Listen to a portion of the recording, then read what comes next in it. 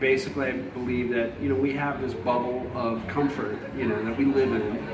This world is comfortable, but let's expand and push the comfort zone and tell jokes to strangers. And we actually, a friend of mine and I were invited to open for a musician in a very informal situation. It was not an open mic or anything. We just went up and told some jokes. And I think that's where it started, just being kind of like, go up there, tell some jokes, and that's where it started.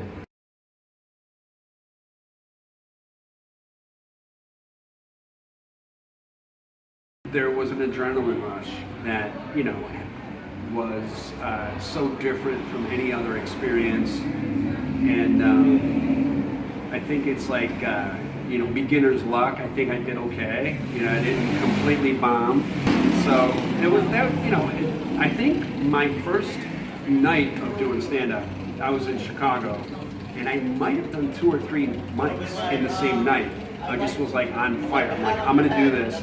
I just jumped in the deep end and just started doing it. So it was like a hot 6 weeks of like 3 nights a week, hopping in a cab, going to do an open mic 3 nights a week in Chicago. And after about 6 weeks, I think I bombed, and I was like, I gave up. 10 years later, I end up in Jacksonville, and I've been doing stand-up here about 2 years on a semi-regular basis, every week, every other week at Rain Dogs.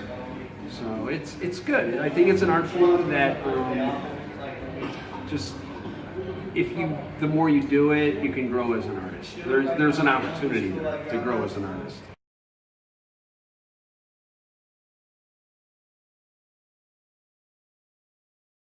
You know who I was thinking about today, and I've never heard his albums, but one of his bits is Bob Newhart.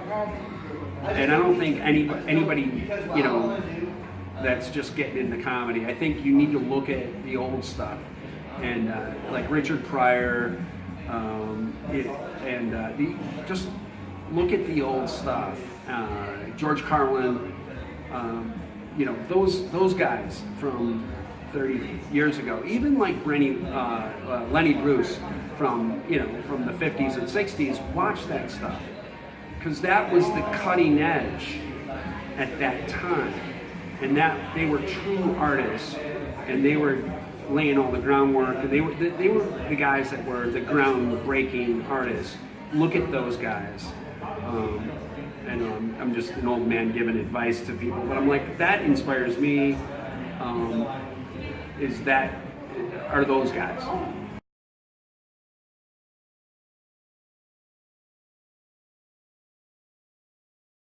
Right now, I am trying to get through 101 episodes of Community, which I just recently I'm a late arriver at.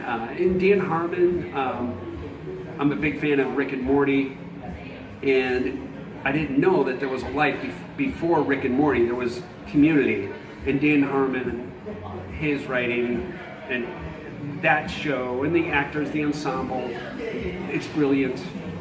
I like smart, funny stuff. So that's right now where I'm at, and that's where I'm at. Saturday Night Live I go back to the years that Belushi.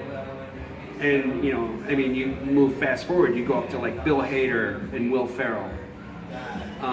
But even before that, Monty Python and Fawlty Towers, John Cleese, and all the Monty Python movies. That's tap into that. That to me is just genius, hilarious, nonsensical, silly humor. I love it.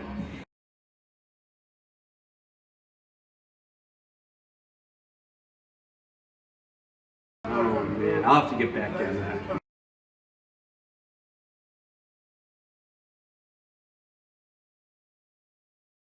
Sir Ethne.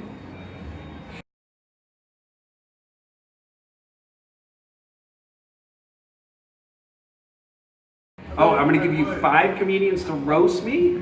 Oh man, it's hard. I don't know, I'll get back on that.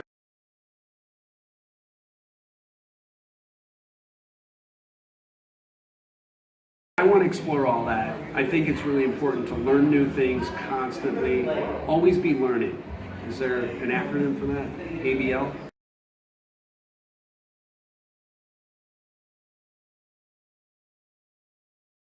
I'm exploring improv classes right now, and I'm a student of that, and I'm immersing myself in that. So I'm exploring the improv world and seeing where that takes me.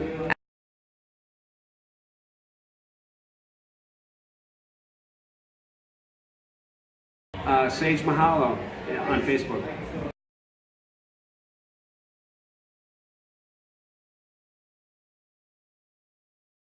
In my life right now, I'm being reminded that speak your truth or your perspective, and if anything, I think it's important to just be like, hey, this is my perspective. Take what you want from that. Life shouldn't be taken that seriously. Be able to laugh at yourself, and maybe that's the most important thing.